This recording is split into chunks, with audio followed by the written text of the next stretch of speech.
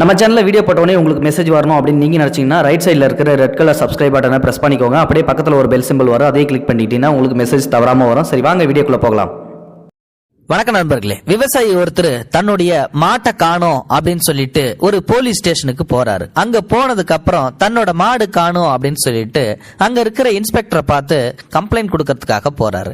இவரோட தோற்றத்தை பார்த்த உடனே அங்க இருந்த போலீஸ்காரங்க யாருமே இவரை முதல்ல மதிக்கவே இல்லை.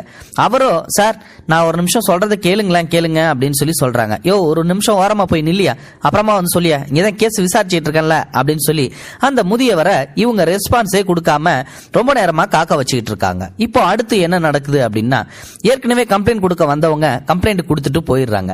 அதுக்கப்புறம் இவரை கூப்பிடுறாங்க. யோ, இங்க வாயா, உனக்கு என்ன வேணும், எதுக்கு இவ்வளவு நேரமா கத்திக்கிட்டே இருக்க, இங்கதான் கேஸ் விசாரிச்சுட்டு இருக்கல, இப்ப சொல்லுவோம் பிரச்சனை என்ன அப்படின்னு சொல்லிட்டு. ஐயா, என்னோட மாடை காணுங்க ஐயா, அதனாலதான் கம்ப்ளைண்ட் கொடுக்கலான்னு சொல்லிட்டு வந்தோம் அப்படின்னு சொல்லி சொல்றாங்க. இவரோட அழுக்கு ட்ரெஸ்ஸை பார்த்த உடனே சொல்றாங்க, ஆமா இவர் பெரிய கோடீஸ்வரர், எக்கச்சக்க மாடு வச்சிருக்காரு, எல்லா மாட்டையும் காணும். எத்தனை மாடியா காணும்? ஒரு மாடு தான் காணும். ஆமா, நீ எங்க இருந்த, என்ன ஊரு, எவுத்த போய் மேய்ச்சிக்கிட்டு இருந்த, உன்னோட மாடு கலர் என்ன டிசைனு, எல்லாத்தையும் சொல்லு அப்படின்னு சொல்லி கேக்குறாங்க. அதுக்கு இவரு எல்லா அடையாளத்தையும் அங்கு அடையாளத்தையும் சொல்றாரு. அதுக்கப்புறமா இவர்கிட்ட சரி ஒரு கம்ப்ளைண்ட் எழுதி கொடுத்துட்டு போ அப்படின்னு சொல்லி சொல்றாங்க. ஆமா, உன்னை பார்த்தா படிச்சவ மாதிரியே தெரியல, படிக்காத ஆளு நீ எப்படி கம்ப்ளைண்ட் எழுதுவ, யோ ரைட்ரு இங்க வாயா, இந்த ஆளுகிட்ட கூப்பிட்டு ஒரு கம்ப்ளைண்ட் ஒன்னு எழுதி வாங்கிக்க அப்படின்னு சொல்லி சொல்றாங்க. அதுக்கப்புறமா அந்த ரைட்டரு கூட்டிட்டு ஒரு ஓரமா போறாரு. நடந்தது அப்படியே சொல்லுங்கய்யா அப்படின்னு சொல்லி கேட்கிறாரு. அதுக்கப்புறம் அவரும் தான் நடந்ததை வந்து பாத்தீங்கன்னா அந்த ரைட்டர் கிட்ட சொல்றாரு. இவர் சொல்ல அதை எல்லாத்தையுமே அவர் எழுதிக்கிறாரு. எழுதி முடிச்சதுக்கு அப்புறம் வந்து பாத்தீங்கன்னா, ஆமா இங்க உன் மாட்டை கண்டுபிடிச்சு கொடுக்கணும் அப்படின்னா அதுக்கு எங்களுக்கு ஒரு சில காரியம் எல்லாம் நீ பண்ணணும் அப்படின்னு சொல்லி சொல்றாங்க. என்னையா அப்படின்னு சொல்லி கேட்கும்போது, சரி முதல்ல போயிட்டு 4 ஸ்கொயர் பேப்பர் வாங்கிட்டு வா, ஆளுக்கு டீ வாங்கிட்டு வா, அதுக்கப்புறம் எங்களுக்கு கொஞ்சம் பணம் லஞ்சம் கொடுக்கற மாதிரி இருக்கணும் அப்படின்னு சொல்லி சொல்றாங்க. அதுக்கு இவரோ, என்கிட்ட வெறும் 35 ரூபா தான் இருக்குது அப்படின்னு சொல்லி சொல்றாரு. ஆமா, உங்ககிட்ட என்ன பெருசாவா இருக்க போது, இருக்கிறத குடியா அப்படின்னு சொல்லி வாங்குறாரு. ஐயா, நீங்க இதை வாங்கிட்டீங்கன்னா நீங்க கேட்ட டீக்கு எதுவுமே என்னால வாங்க முடியாது, யோ அதெல்லாம் எனக்கு தெரியாது, போய் வாங்கிட்டு போயா அப்படின்னு சொல்லி துரத்தி விடுறாங்க. அதுக்கப்புறமா அந்த பெரியவரும் கடைக்கு போய் இவர் சொன்னது எல்லாத்தையும் தான் முகத்தை வச்சு அங்க தெரிஞ்சவங்கள்ட்ட வாங்கிட்டு வராரு. அதுக்கப்புறமா அதை வாங்கிட்டு வந்து கொடுக்கறாரு. கொடுத்ததுக்கு அப்புறம் சரி இந்த கம்ப்ளைண்ட்ல ஒரு கையெழுத்து போடு அப்படின்னு சொல்லி பேப்பரை நீட்டுறாரு. ஆனா அதுக்கப்புறம் அவரே அதை கிண்டலும் பண்றாரு. ஆமா, இவர் படிச்சவர் மாதிரி என்கிட்ட எழுத சொல்லிவிட்டு இப்ப கையெழுத்த மட்டும் இவர் போடுவாரா என்ன, யோ இந்தாயா இந்த ஸ்டாம்ப் பேட் எடுத்து கூடிய அவர்கிட்ட கைரேகை வைக்கட்டும் அப்படின்னு சொல்லி கொடுக்கறாரு. அதுக்கப்புறமா டேபிள்ல இருந்த பேனாவையும் அவர் எடுத்துக்கிறாரு. அதே மாதிரி அந்த ஸ்டாம்ப் பேடையும் எடுத்துக்கிறாரு. யோ, உன்னை நான் வந்து கையெழுத்து போட சொல்லியே, உனக்கு தான் போட தெரியாதுல்ல, இங்க பேப்பரை கிறுக்கி விட்டு ஏதாவது அசம்பாவிதம் ஆக்கிடாத, ஒழுங்கா கைரேகை வச்சுட்டு போய் அங்க இருந்து அப்படின்னு சொல்லி சொல்றாங்க. ஆனா அவரோ சடார்னு கையெழுத்த போடுறாரு. போட்டதுக்கு அப்புறம் தாம் பையில வச்சிருந்த ஒரு சின்ன சீலை எடுக்கிறாரு. அந்த ஸ்டாம்ப் பேட்ல குத்தி அந்த கம்ப்ளைண்ட் பேப்பருக்கு அந்த கையெழுத்து போட்டார் இல்லையா, அதுக்கு கீழே குத்துறாரு. அந்த கம்ப்ளைண்ட அந்த ரைட்டர் கிட்ட கொடுக்கறாரு. அதை வாங்கி பார்த்தா அடுத்த நிமிஷமே ஆடி போயிடுறாரு அவரு. ஏன்னா அவரு தான் அப்பத்திக்கு பிரைம் மினிஸ்டர், அதாவது பிரதம மந்திரி அப்படின்னு சொல்லிட்டு வந்து தெரிய வருது. இதுக்கப்புறம் இப்படியே நேரா போய் அந்த இன்ஸ்பெக்டரா பாக்குறாரு அந்த ரைட்டர். ஐயா வந்திருக்கிறது யாரு தெரியுமா, பிரதம மந்திரிங்க ஐயா, பிரைம் மினிஸ்டர் அப்படின்னு சொல்லி சொல்றாங்க.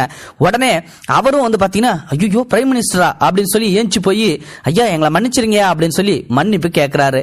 இப்போ இந்த சம்பவம் 1980களில் நடந்த ஒரு உண்மை சம்பவம். அவர் வேற யாருமே இல்ல, சரண் சிங், சௌத்ரி சரண் சிங் அப்படின்ற பிரதம மந்திரி தான். அவரு தான் அந்த நேரத்துக்கு போலீஸ் ஸ்டேஷன்ல எல்லாருமே ஒழுங்கா வேலை செய்யறாங்களா இல்லையா அப்படின்றத செக் பண்றதுக்காக போயிருக்காரு. இந்த சம்பவம் அப்போ அந்த சமயத்துல வந்து பாத்தீங்கன்னா செய்திகள்ல பரவலா பேசப்பட்டு வந்த சம்பவம். இப்போ அந்த 1980களில் நடந்த மாதிரியே ஒரு சம்பவமும் இந்த டைமும் வந்து நடந்துச்சு. இது எப்போ எங்க நடந்துச்சு அப்படின்னு சொல்லிட்டு வந்து பாத்தீங்கன்னா, இங்க நம்ம தெலுங்கானால தான் நடந்துச்சு.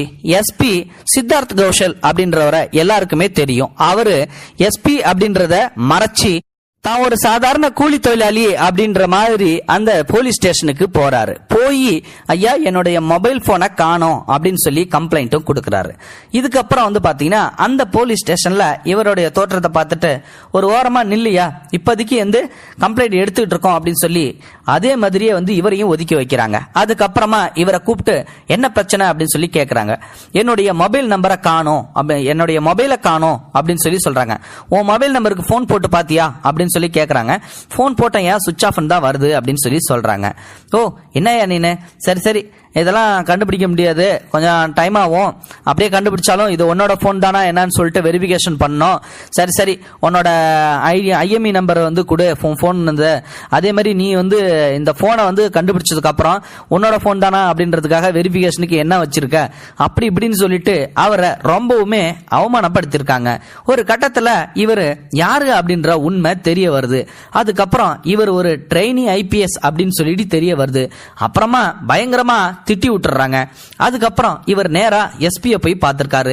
நேரா அங்க எஸ்பி விசிட் பண்ணதுக்கு அப்புறம் அங்க உள்ள எல்லாத்தையுமே சஸ்பெண்ட் பண்ணிருக்காங்க. போலீஸ் ஸ்டேஷன்ல உள்ள எல்லாத்தையும் சஸ்பெண்ட் பண்ணதுக்கு அப்புறம் பாத்தீங்கன்னா அவரு ஐபிஎஸ் சார்ஜஸ் எடுத்துக்கிறாரு. இப்போ அந்த சம்பவமும் பரவலா பேசப்பட்டுக்கிட்டு இருக்குது. இது தெலுங்கானா மாநிலத்தையே ஒரு விழிப்புணர்வை ஏற்படுத்தின மாதிரி. இப்போ 1980களில் ஒரு பிரதம மந்திரி சாதாரண ஒரு விவசாயிய தன்னுடைய மாட்டை காணும் அப்படின்னு சொல்லிட்டு ஒரு விசிட்டிங் போட்டிருக்காரு. அந்த சம்பவம் அப்ப பரவலா பேசப்பட்டது அப்படின்னு சொல்லி சொன்னா, இப்போ இங்க எஸ்பி அதாவது எஸ்பி சித்தார்த் கோஷல் அப்படின்ற ஒருத்தர் தான் ஒரு சாதாரண மக்களா மொபைல் காணும் அப்படின்றத கம்ப்ளைண்ட் கொடுக்கற மாதிரி போய் போலீஸ் ஸ்டேஷன்ல என்ன நடக்குது அப்படின்றத விசிட் பண்ணிருக்காரு. இந்த மாதிரியான ஆட்கள் இருக்கிறதால தான் இன்னமும் சட்டம் ஒழுங்கு காப்பாற்றப்படுது அப்படின்னா நிச்சயமா அது உண்மை. இத பத்தி நீங்க என்ன நினைக்கிறீங்க அப்படின்றத மறக்காம கமெண்ட் பாக்ஸ்ல சொல்லுங்க. தேங்க்யூ ஃபார் வாட்சிங். இது போன்ற செய்திகளை உடனுக்குடன் நீங்கள் தெரிந்து கொள்ள மறக்காமல் எங்களுடைய சேனலை சப்ஸ்கிரைப் செய்யவும், கூடவே பக்கத்தில் வரும் பெல் ஐக்கானையும் கிளிக் செய்யவும்.